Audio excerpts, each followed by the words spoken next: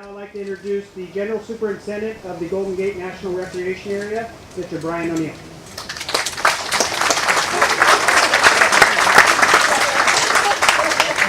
My God, it's slippery up here. Well, I like Russ's strong voice, so can you hear me in the back?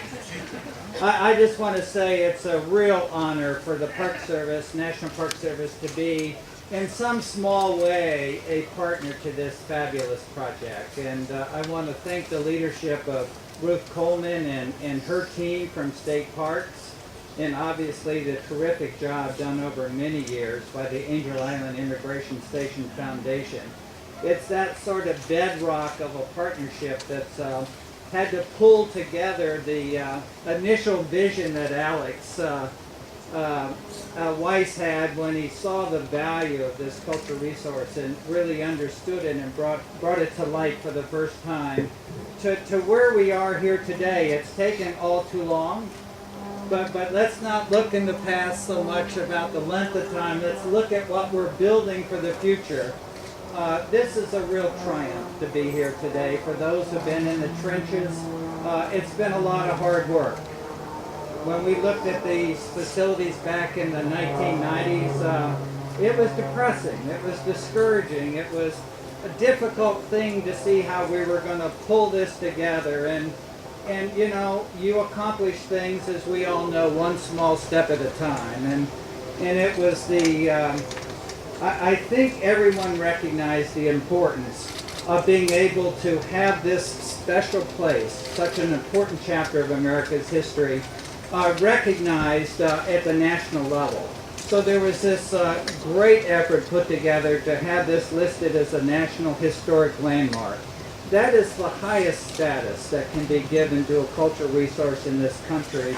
But it was an important step not only to recognize the importance of this, but to begin to draw people's attention and to be able to develop that sort of passion about the importance of this place. And then in 1998, we formed our first sort of organizational partnership to say, well, who can bring what resources and talents to the equation to be able to affect change here? And we were able to get a little bit of federal money put into the larger effort that the state was able to do and the generosity of the private community. And we were able to do the building condition studies, the landscape analysis, the whole strategy around preservation of the poems, and to be able to get a start on this. And today is a triumph for all of us to get to the detention barracks and to see how carefully that special place has been preserved and the emotions that it evokes in all of us. I think I just want to say thanks to all those who did the heavy lifting. I see Catherine Toy here, and Daphne Kwok, and Eddie Wong, all with the Angel Island Immigration Station. Felicia Lowe is here, and she did so much heavy lifting for so much time. And Kathy Turner, everyone has been terrific. But there's much work to be done. There's work and commitment that needs to be sustained at the state level. We need to secure those bond fundings, and we need to get our bond rating up, and we need to get a state budget, and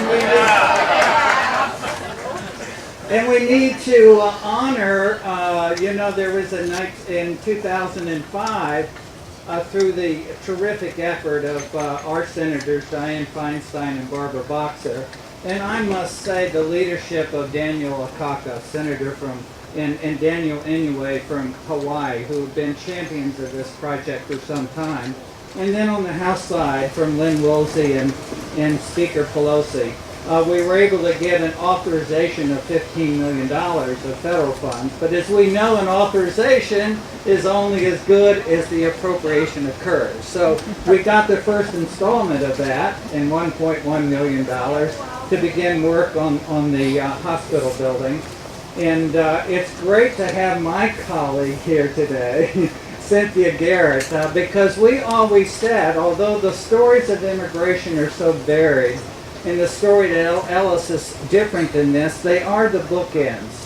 of the immigration story, and to be able to find a way to bring that together in a powerful way, to be able to enhance how we create understanding and tell the story. So Cynthia's here to be able to, I guess, make a joint announcement about how we enhance that partnership.